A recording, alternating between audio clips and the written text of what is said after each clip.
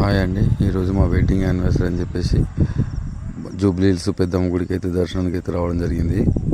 ఎంత ట్రాఫిక్ అంటే అంత ట్రాఫిక్ ఉంది జూబ్లీ హిల్స్ పెద్దమ్మ గుడి దగ్గర. కార్ పార్కింగ్ చేయడానికి కూడా ప్లేస్ లేదు.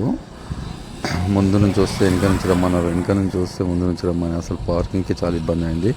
ఏదో అలా పార్కింగ్ అయితే చేసి దర్శనానికి వెళ్ళినాం. దర్శనంలో కూడా ఫుల్ పబ్లిక్. దర్శనం అయితే చేసుకున్నాం. దర్శనం చేసుకొని రిటర్న్లోనైతే బయలుదేరేటప్పుడు సమ్మర్ బాగా ఎండ బాగా కొడుతుంది కదా, కొంతమందికి కొంచెం వాటర్ అన్నా ఏమన్నా ఇద్దామని చెప్పేసి వాటర్ అయితే ఇవ్వడం జరిగింది. వాటర్ బాటిల్స్ తీసుకొచ్చి ఇచ్చాము కొంతమందికి.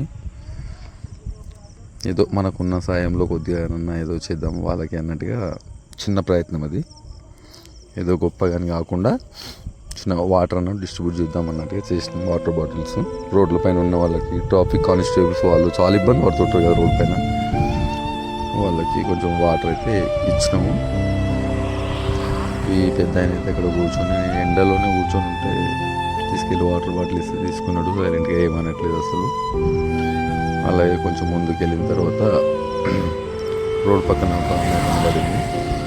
తనకు కూడా ఒక వాటర్ బాటిల్ కొంచెం అమౌంట్ ఇవ్వడం జరిగింది.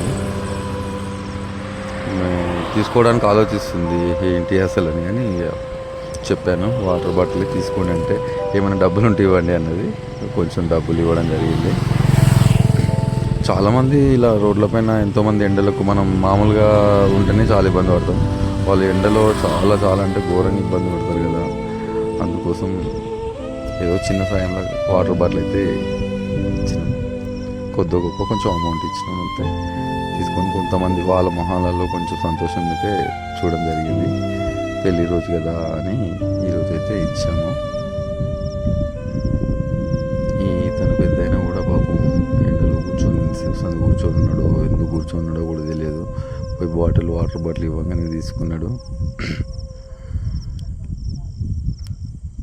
చూడకుండా కొద్ది దూరం వెళ్ళాను ఫస్ట్, మళ్ళీ రివర్స్ వచ్చేసి తనకి కార్ ఆపి బాటిల్స్ ఇవ్వగానే తన మొహంలో కూడా చాలా సంతోషం అనిపించింది. కొంతమంది ట్రాఫిక్ కానిస్టేబుల్స్ రోడ్ల పైన ఉంటారు కదా, వాళ్ళకు కూడా ఇచ్చాము వాటర్ బాటిల్స్.